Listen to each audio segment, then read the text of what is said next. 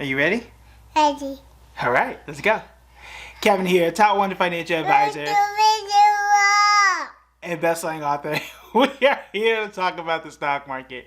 Today we found out that Warren Buffett bought a bank, a regional bank. He went through and bought close to 9 million shares of Capital One. That stock symbol is COF. And as I started to look at this deal and started to really read more into it, there are two major lessons that I pulled out that I think we can all learn from.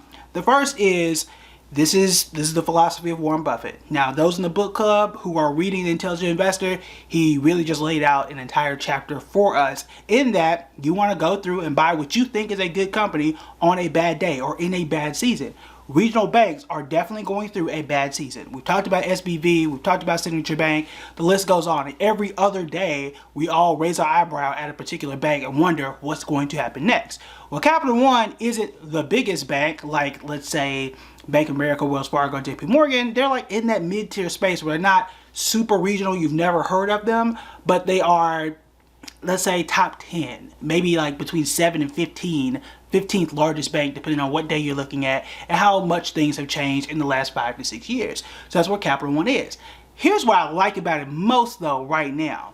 Most of the regional banks have failed due to higher interest rates because their loan portfolios, mortgages, car loans, things like that, they're less valuable as rates go up. We've talked about why that's the case, because if my asset is a loan, if I'm a bank, that's my asset, that's how I get paid. If I have loaned things out at 5% and now I can loan things at 7%, well, those old loans are less valuable now because I can go and get better loans and better assets somewhere else because the rates are higher. Well, Capital One doesn't only do banking, they also do credit cards, which is how most of us know of Capital One due to Capital One Quicksilver and all the other cards that Samuel L. Jackson talks about on every commercial every single day. But aside from that though, as rates go up, if the banking side suffers a bit, at least the credit card side, in my imagination, would do even better. So things perhaps even out. But the main thing is Capital One has been beat up a lot. Over the last 5 years, the company is down right about 5%. We're talking 5 whole years. The company has not made money. And for Warren Buffett, as this has continued to slide down to around $90 a share or so, this is an opportunity for him to pick it up, especially as all this regional banking turmoil is going on, which makes sense on paper. But here's the second lesson here. So one, buy a good company, what you think is a good company during a bad season or on a bad day. Check, we got that. The second one is, it matters what price you pay for something when you are investing. That is because your boy went through and bought Capital One back in 2021. We've done a video on it. We have over 1,000 videos on this channel. In case you haven't subscribed already, there's a video for everything. So back in 2021, when Capital One was looking a lot better than what it is right now, I went through all my emails, all my trade confirmations to go back and find the exact time and date that I bought Capital One. It was June 30th of 2021, and I bought it at $154 per share, and I continued to dollar cost average. I ended up selling it in 2022, mid-2022, at about, I think it was $101 a share. So I lost $54 or $50 or so per share. Lost money, cut bait, and the stock is still lower today than what it was back then. However, if you are buying it at 91, perhaps the stock will rise in value and you will get some profit out of it. At least that's obviously the thought process of Warren Buffett. And here's why that's the case. Right now, and this was not the case when I bought it, unfortunately for me, but right now, regional banks are going through a time. This will not last forever. I think we all know that. At some point, whether this year or next year, the Feds are going to stop raising interest rates. That's a fact. Okay, at some point. We also know that at some point, the Fed is likely going to cut interest rates. Will that be 5 years from now, 6 years from now, whenever? Warren Buffett's timeline is forever in his imagination and in his mind and what he tries to do. But in either case, this storm that we're currently going through in the regional banking problem is going to pass. And when it does, I would imagine that Capital One would benefit. But the most important thing here is this. Capital One is not the one that's struggling right now.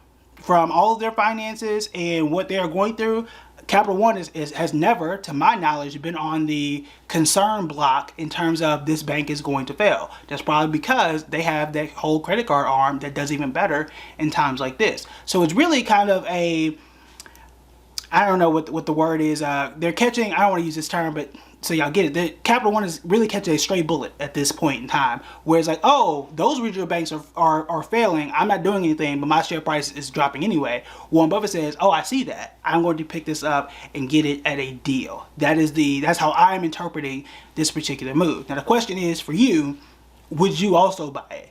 And would you also follow Warren Buffett on this particular deal?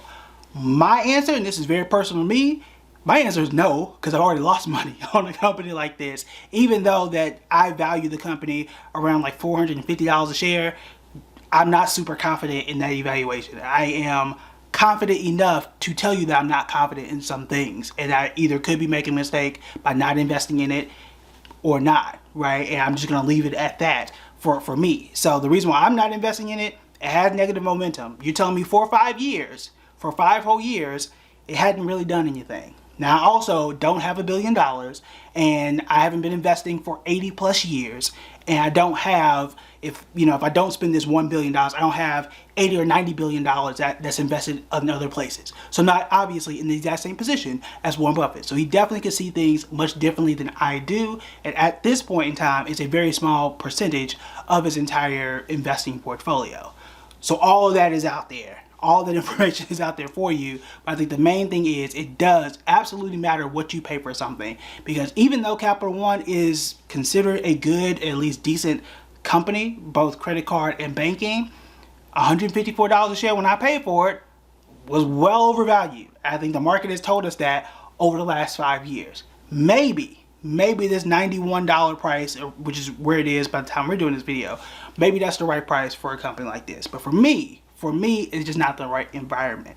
I would rather start to see Capital One start to rise in value and then start to capitalize on that. Unfortunately, if it does start to do well, then hey, I may have to pay, and I'm not buying it, but if I did, maybe I have to pay $100 a share. Maybe I have to pay like $110. Again, for me, I want to know you're going in the right direction, and then I'll hop on that train as it's moving. I don't want to be, trying to pull a plane up as it's falling into the ocean. That's just me. I'm also not Warren Buffett. So there's that. But we'd love to hear your thoughts on the company. It's obviously gotten a lot of attention today. It's up about 3%.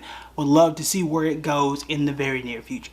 All right. That is it for me. Make sure you check out our members only. Also, we talked a little bit about the Intelligent Investor. Our next book club meeting is next Friday. I've already sent out some reminder emails that'll come out like Wednesday and the days before the book club. But if you have not joined, we are going to talk about these chapters 5 through 8 of the Intelligent Investor. So make sure you are on our book club list. That's buildingbread.com/book club. It's free.